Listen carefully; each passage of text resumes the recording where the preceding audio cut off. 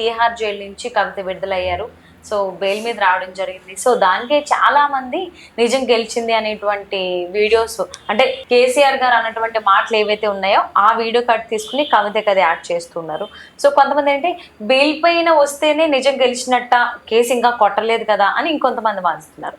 మరి అంశానికి సంబంధించి వారి అభిప్రాయాన్ని మనతో పంచుకోవడానికి ఈరోజు మనతో పాటు ఉన్నారు సోషల్ యాక్టివిస్ట్ విజ్ఞాన్ దాస్ ఉన్నారు. వారితో మాట్లాడదాం. నమస్తే అండి. నమస్తే. ఎమ్మెల్సీ కవిత ఫైనల్లీ బెయిల్ మీద బయటకు వచ్చారు. సో మార్చి 15ని ఆవిడని ఇక్కడి నుంచి తీసుకెళ్ళడం జరిగింది. సో నిన్న విడుదల అవ్వడం జరిగింది. సో దీని గురించి ఏమో కొంతమంది పాజిటివ్గా రియాక్ట్ అవుతుంది, ఇంకొంతమంది నెగిటివ్గా రియాక్ట్ అవుతూ ఉన్నారు. సో మీరేమంటారు? ఫస్ట్ నిన్న మొత్తం మందనంతా వేసుకొని కేటీఆర్ ఊరేగింపుకి వెళ్ళాడు ఎయిర్పోర్ట్లో ఢిల్లీకి. ఏందబ్బా ఈ ఊరేగింపు అనుకున్నారు చాలామంది. అప్పుడే అర్థమైపోయింది, ఓహో పలానా ఆమెకు విడుదల అయ్యే ఛాన్స్ ఉంది. ఈయనకు ముందే తెలిసి ఊరేగింపుకి వెళ్ళాడు. నెంబర్ 1. నెంబర్ 2, ఒకవేళ ఈ రోజన్నా ఈమె బయటికి రాలేదనుకో, ఈసారి మేమందరం కలిసి మూకుమ్మడిగా ధర్నా చేస్తామని చెప్పి మందరంతా తీసుకెళ్ళాడు అనుకుందాం. ఒక తలకాయకి కూడా అడ్రస్ లేని తలకాయలే. ఈ ఢిల్లీకి ఇక్కడే తెలియదు ఈ తలకాయలు, ఢిల్లీకి వెళ్ళి ఏం చేస్తారో అనుకున్నాం, నవ్వుకున్నాం. సరే పోనీలే, ఏదో వాళ్ళ ఆనందం, వెళ్ళారు. నెక్స్ట్ మొత్తానికైతే లిక్కర్ స్కామ్లో అరెస్ట్ అయినటువంటి కవితకి ఇటు ఈడీ తరఫున అటు సిబిఐ తరఫున బెయిల్ అయితే వచ్చింది. ఆవిడేదో బయటకు వచ్చింది, బాగుంది. ఇప్పుడు ఈ మందకి ఏం జరుగుతుందో కూడా తెలియదు. ఈ మంద గురించే మాట్లాడదాం. ఈ మంద ఎలక్షన్ల టైంలో కవిత మొహం తీసేసింది వీళ్ళందరూ పోస్టర్లలో. అవునా, అమ్మాయి ఉంటే ఎక్కడ మనం గెలవమో అని చెప్పేసి. మళ్ళీ ఇదే మంద కవిత లోపల ఉన్నా సరే కేటీఆర్ బర్త్డే సెలబ్రేషన్స్ గ్రాండ్గా చేసింది.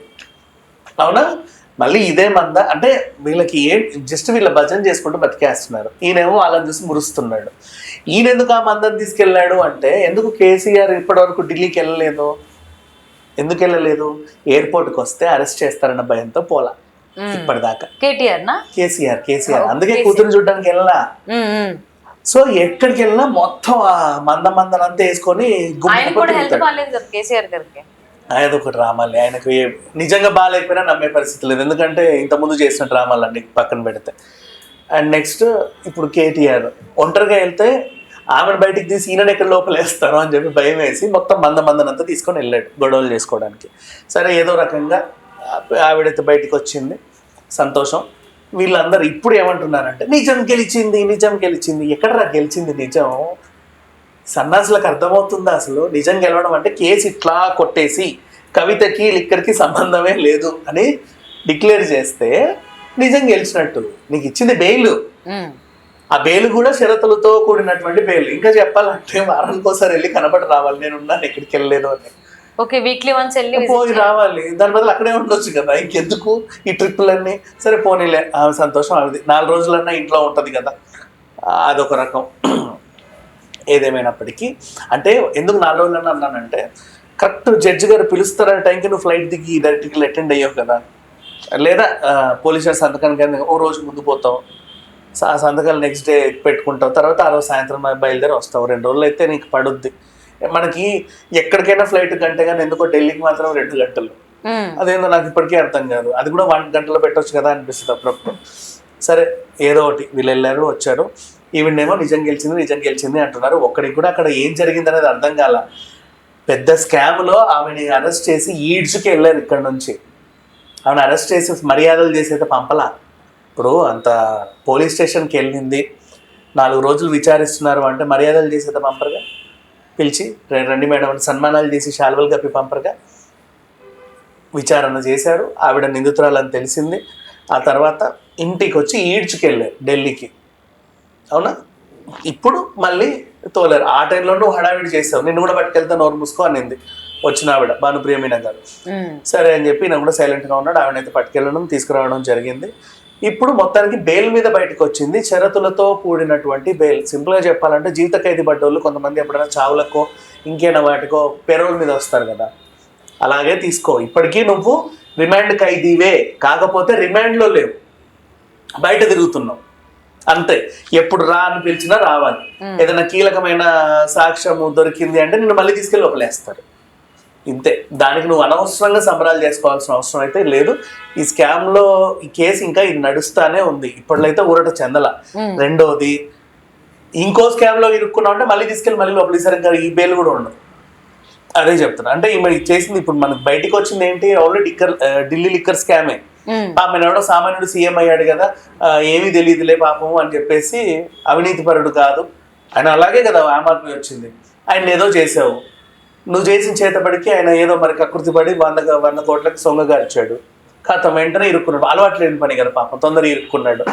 నీకంటే తెలివితేటలు ఉన్నాయి. పక్కన ఆంధ్ర రాష్ట్రంలో జగన్తో చేసినటువంటి లిక్కర్ స్కామ్ ఇంకా బయటికి రాలా, ఇప్పుడిప్పుడే తవ్వుతున్నారు.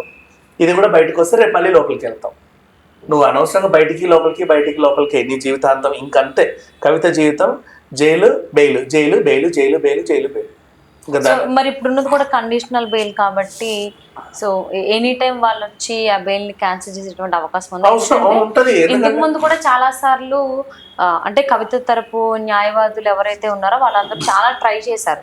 బట్ సిబిఐ ఇవ్వద్దు, ఇస్తే మళ్ళీ ఒక సాక్షుల్ని ఇన్ఫ్లుయెన్స్ చేసేటువంటి అవకాశం ఉందని చెప్పి క్యాన్సిల్ చేయించారు. సో ఎట్టకెళ్ళకి ఏదో కారణం చేత కండిషనల్ బెయిల్ అయితే ఇప్పుడు. ఇంకోటి, నువ్వు ఇష్టం ఉన్నట్టు టీవీకి ఎక్కి వాగడం కూడా కుదరదు. ఇంత ముందు అంటే మీడియా రాగానే రంకెలు వేసుకుంటూ వచ్చేసేది హాయ్ అని వెంటనే ఏదో చెప్పడానికి. ఇప్పుడు ఇవన్నీ మా పప్పులన్నీ ఉడకవు. ఏదో బెయిల్ ఇచ్చారు, సైలెంట్గా కూడా నీ నిజాయితీ నువ్వు నిరూపించుకోవాలి అనుకొని ఏదో వాగి జనాల్ని నేనేదో చేశాను ఇట్లా ఫోన్లు చూపించుకున్నట్టు చేస్తానంటే కుదరదు. సైలెంట్గానే ఉండాలి కేసు పూర్తయ్యేంత వరకు. ప్రెస్ మీట్లు పెట్టేసి కేసు గురించి, జైల్లో నువ్వు పడ్డ ఆ అద్భుతమైన జీవితం గురించి ఎవరికి అవసరం లేదు. పైగా జైలుకి వెళ్ళి వస్తే మహానాయకులు అవుతారు అంటున్నారు, కానీ చాలామంది ఎగిరెగిరి పడుతున్నారు. అట్లేం లేదు. ఈమె ఖైదీగా లోపలికి వెళ్ళింది, ఖైదీగానే బయటకు వచ్చింది. అలానే జైల్లో ఉన్న వాళ్ళందరూ బయటకు వచ్చి ఇప్పుడు రాజకీయ నాయకులు ఏమి అవ్వట్ల. అలానే జైల్లో ఉన్న వాళ్ళందరూ బయటకు వచ్చినంత మాత్రాన వాళ్ళ నిజం గెలిచింది ఎవడు అరవట్ల.